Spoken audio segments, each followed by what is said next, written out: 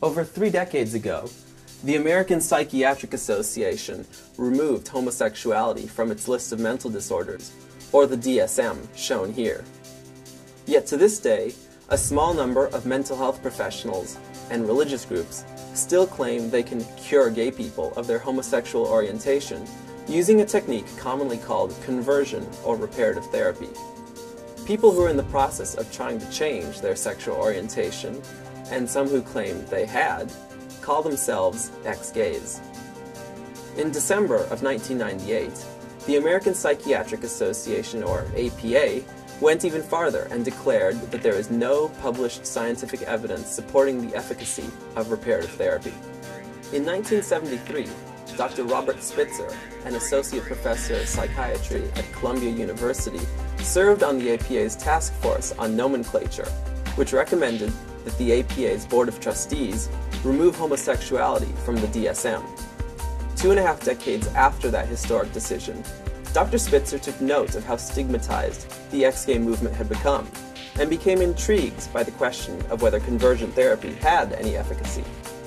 At the APA's 2001 National Convention, Spitzer presented preliminary results of a study in which he interviewed 200 people by telephone who claimed to have achieved at least some shift in their sexual orientation through ex-gay programs. Based on Spitzer's criteria, only applicants who claimed success in conversion programs were eligible to participate in the study. However, Spitzer himself admitted such cases were extremely rare. Writing in the Wall Street Journal, he said, "I suspect the vast majority of gay people would be unable to alter by much a firmly established homosexual orientation." Despite worrisome methodological flaws, because of its politically charged subject matter, Spitzer's study made national headlines. News coverage quickly turned away from discussing the study's validity and focused instead on its political implications, giving the anti-gay activists a platform from which they could declare that being gay was not a valid way of life, as homosexuality could now be cured. Ex-Gay Watch presents The Spitzer Study, Methodological Flaws and Abuse in Anti-Gay Politics. Let's start by looking at exactly who participated in the study.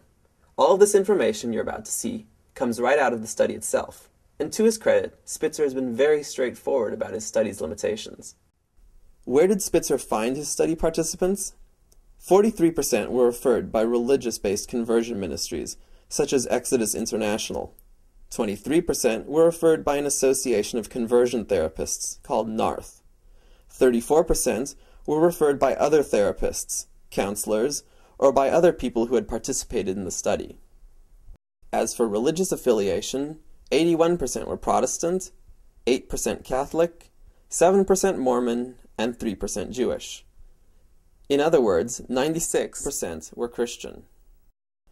95% of the participants were Caucasian, and would look very similar to the people in this group photo used by Exodus International in their brochures.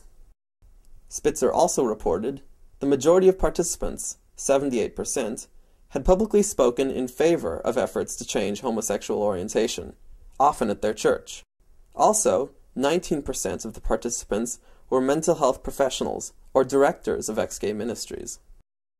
Among that 19% of study participants was a paid professional ex-gay, Exodus president Alan Chambers. Alan Chambers, who at times claims there are thousands of ex-gays, and at other times, hundreds of thousands. In 2006, the White House invited this same Alan Chambers, along with James Dobson, to a press conference where President Bush announced his support of a constitutional amendment banning gay marriage. Another Spitzer study participant was Randy Thomas, Exodus's membership director, who regularly serves as its political lobbyist. The Spitzer study would not be published in a peer-reviewed journal until 2003, when it appeared in the Archives of Sexual Behavior. The archives also published 26 commentaries on Spitzer's study by a range of experts. Here's some of what they had to say. Spitzer selected a unique group of subjects who were decidedly invested in demonstrating the possibility and benefits of reparative therapy.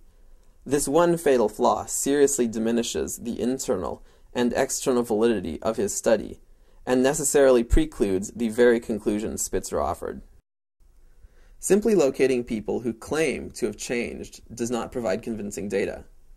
It would be possible to locate people who claim and sincerely believe any number of phenomena that are not easily verifiable empirically, and about which many professionals are skeptical. A phenomena that is not easily verifiable empirically, and about which many professionals are skeptical, like, let's say, the Loch Ness Monster. Picture, if you will, an imaginary researcher. I'll call him Dr. Spitzer. And one day, Dr. Spitzer set out to do a scientific study on the Loch Ness Monster. For that study, the doctor interviewed only people who believe Nessie exists and claim to have seen him.